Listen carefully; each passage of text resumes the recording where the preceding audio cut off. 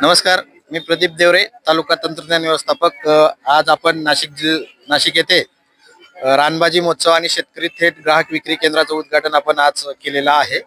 या सोहळ्यात आपल्या नाशिक जिल्ह्यातील पेठ तालुक्यातील काही शेतकरी उपस्थित झालेले आहेत। त्या शेतकऱ्यांनी आपल्या कृषी विभागामार्फत आत्मामार्फत डॉक्टर पंजाबराव देशमुख नैसर्गिक शेती मिशन योजनेअंतर्गत सहभाग नोंदविलेला आहे आणि त्या योजनेमध्ये वसुंधरा कृषी ऑर्गॅनिक सेंद्रिय गट या गटाचा सहभाग आपण घेतलेला आहे। त्या गटाने आजच्या महोत्सवामध्ये रानभाजी महोत्सवामध्ये काही रानभाज्या विक्रीसाठी आणल्यात। त्यासोबत सोनचाफा, गांडूळ खत वगैरे आणलेला आहे। तर आपण त्या गटाशी संवाद साधतोय आणि त्या शेतकऱ्यांच्या शब्दात आपण आज माहिती घेणार आहोत। तर आपलं नाव काय?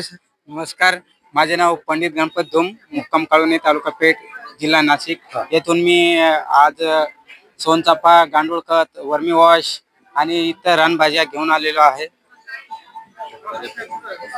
आपण आजच्या रानभाजी महोत्सवाविषयी काय सांगू शकता का?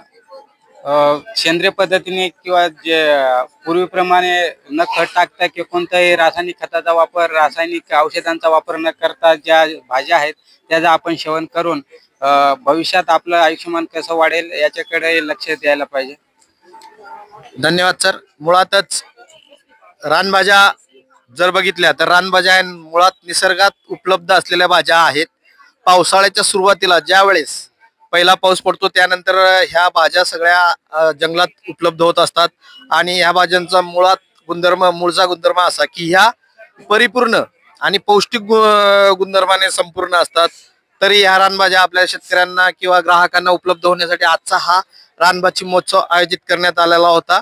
या महोत्सवात नाशिक जिल्ह्यातील शेतकऱ्यांनी तसेच नाशिक परिसरातील शेतकऱ्यांनी उत्कृष्ट प्रतिसाद नोंदवला आणि मोठ्या प्रमाणात रानभाज्यांची खरेदी केली। आता धन्यवाद।